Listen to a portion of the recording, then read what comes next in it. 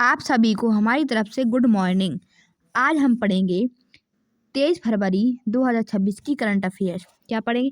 आप सभी को हमारी क्लास में हमारी तरफ से नमस्ते। आज हम पढ़ेंगे 23 फरवरी 2026 की करंट अफेयर्स। क्या पढ़ेंगे?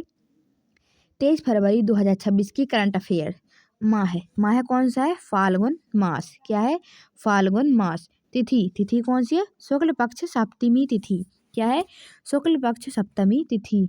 बार कौन सा है? सोमवार। विक्रम संवत 2082, शक संवत 1947। चलिए अब हम करंट अफेयर्स के पहले एक छोटा सा टॉपिक पढ़ते हैं। तो टॉपिक क्या है? यूनेस्को की स्थापना। क्या है? UNESCO, यूनेस्को की स्थापना। तो पूरा नाम क्या है यूनेस्को का? United national educational scientification and culture organization. UNITED united, NATIONS nationals, EDUCATIONALS AL educational, SCIENTIFIC scientific, AND CULTURAL culture, ORGANIZATION organization. इसकी स्थापना तिथि क्या है? 16 नवंबर 1945। अब पढ़ते हैं अगला।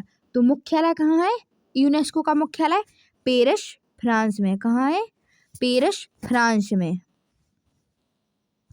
अब है उद्देश्य क्या है? शिक्षा, विज्ञान और संस्कृति के माध्यम से विश्व में शांति और सहयोग को बढ़ावा देना। यह संयुक्त राष्ट्र की एक विशेषीकृत एजेंसी है। क्या? यूनेस्को। अब है अमूर्त सांस्कृतिक विरासत की स्थापना। यूनेस्को की सूची है ये, अमूर्त सांस्कृतिक विरासत। तो इसकी स्थापना क्या है?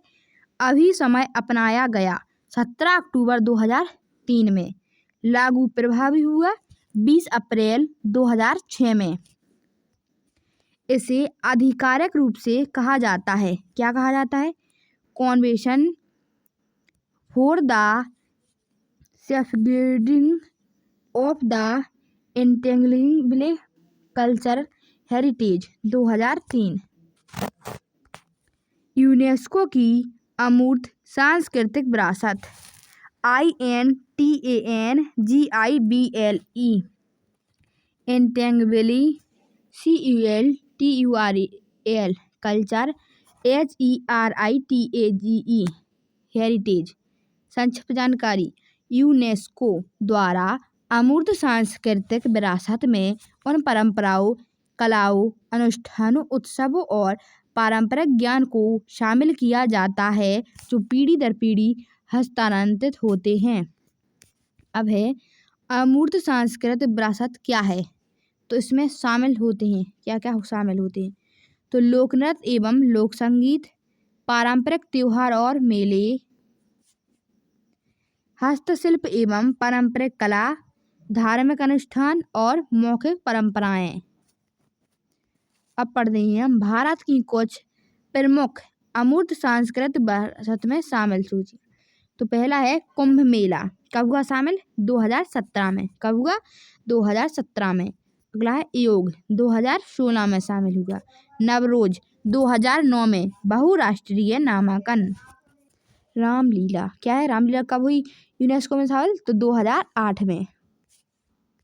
अब है छऊ नृत्य। तो छऊ नृत्य कब हुआ? 2010 में शामिल।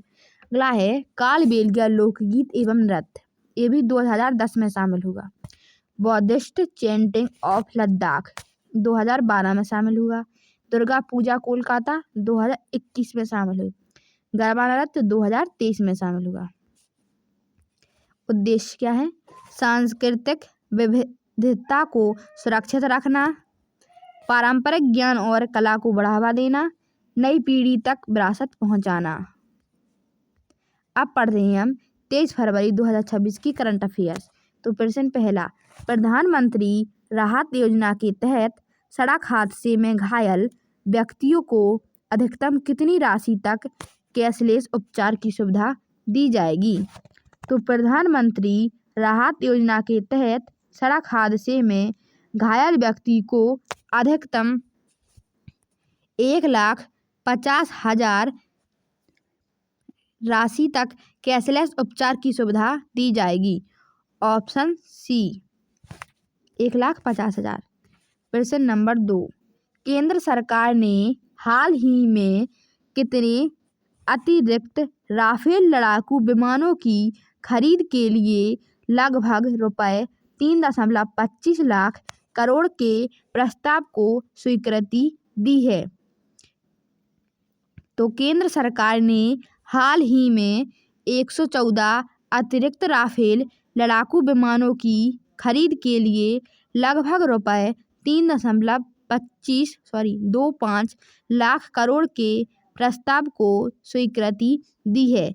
ऑप्शन सी 114 सही आंसर। प्रश्न number 3, AI impact summit India 2026 के आयोजकों द्वारा किस विश्वविद्यालय को कार्यक्रम से बाहर कर दिया गया? तो AI इम्पैक्ट समिट इंडिया 2026 के आयोजकों द्वारा गलगोटिया यूनिवर्सिटी विश्वविद्यालय को कार्यक्रम से बाहर कर दिया गया। ऑप्शन बी गलगोटिया यूनिवर्सिटी सही आंसर।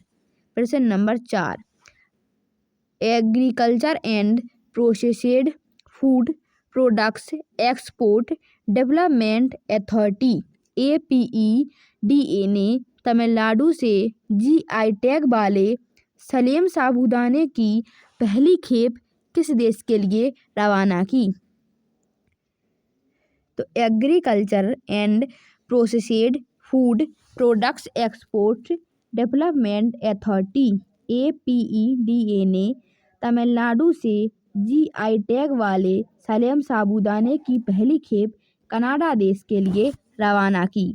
ऑप्शन बी कनाडा सही आंसर। प्रश्न नंबर 5, प्रसिद्ध सिविल राइट्स कार्यकर्ता जेसिस जैक्सन का हाल ही में किस देश में निधन हुआ? तो प्रसिद्ध सिविल राइट्स कार्यकर्ता जेसिस जैक्सन का हाल ही में संयुक्त राष्ट्र अमेरिका देश में निधन हुआ। ऑप्शन सी संयुक्त राष्ट्र अमेरिका सही आंसर। प्रश्न number 6, all India institute of medical science new Delhi ने पहला सफल रिमोट टेली रोबोटिक अल्ट्रासाउंड कहाँ संपन्न किया? तो all India institute of medical science new Delhi ने पहला सफल रिमोट टेली रोबोटिक अल्ट्रासाउंड मैत्री रिसर्च स्टेशन अंटार्कटिका में संपन्न किया। ऑप्शन सी मैत्री रिसर्च स्टेशन अंटार्कटिका सही आंसर। प्रश्न नंबर 7, अफ्रीकी संघ का 39वां शिखर सम्मेलन किस स्थान पर आयोजित किया गया? तो अफ्रीकी संघ का 39वां शिखर सम्मेलन अदीस अबाबा इथियोपिया स्थान पर आयोजित किया गया। Option C Addis Ababa Ethiopia सही आंसर। प्रश्न number 8, Bharat France aeronautics skilling centre किस शहर में स्थापित किया जाएगा? तो Bharat France aeronautics skilling centre Kanpur शहर में स्थापित किया जाएगा। Option B Kanpur. प्रश्न नंबर 9, भारत के साथ डिजी लॉकर पायलट परियोजना की शुरू करने के लिए किस देश ने समझौता किया है? तो भारत के साथ डिजी लॉकर पायलट परियोजना शुरू करने के लिए केन्या देश ने समझौता किया है। ऑप्शन बी केन्या सही आंसर। प्रश्न नंबर 4, माउंट फूजी दिवस प्रतिवर्ष कब मनाया जाता है? तो माउंट फूजी दिवस प्रतिवर्ष 23 फरवरी को मनाया जाता है।